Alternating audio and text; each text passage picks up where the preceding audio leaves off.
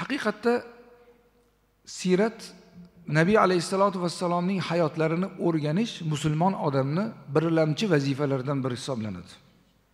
Chunki Rasululloh alayhisalomning hayotlarini o'rganmasdan, u zotni suratlari-yu, siratlari-yu, sunnatlarini bilmasdan dinga to'liq amal qilishning imkoni yo'q.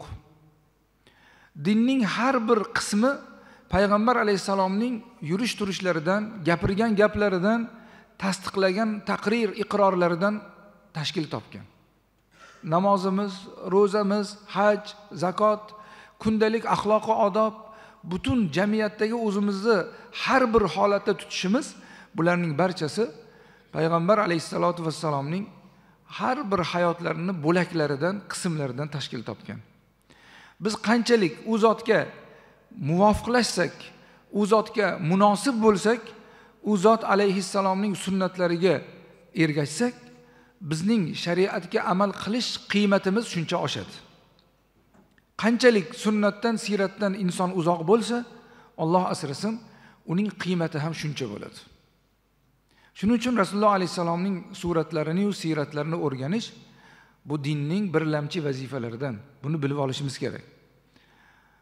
Alloh subhanahu va taolo Qur'oni Karimda bir oyatida Estaizu billah, qul in kuntum tuhibbunalloha fattabi'uni yuhibbukumulloh deb marhamat qilgan.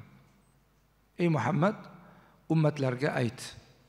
Agar sizlar Allohni yaxshi ko'radigan bo'lsangiz, unda menga ergashinglar, shunda Alloh sizlarni yaxshi ko'radi deb ummatga ayt deb Alloh taolo buyurgan. Payg'ambar alayhisolatu vassalomni orqalaridan ergashishlik, u zotning sunnatlariga muvofiq hayot kechirishlik, bu ayni Allohning muhabbatiga erishishning yagona yo'li, boshqa yo'li yo'q. Allohning muhabbatiga, Alloh taolo yaxshi ko'rishiga, Alloh meni yaxshi ko'rsin deyishga kim agar kerak bo'lsa, unda fattabi'uni, payg'ambar alayhisolatu vassalomga ergashish kerak. Boshqa yo'li yo'q.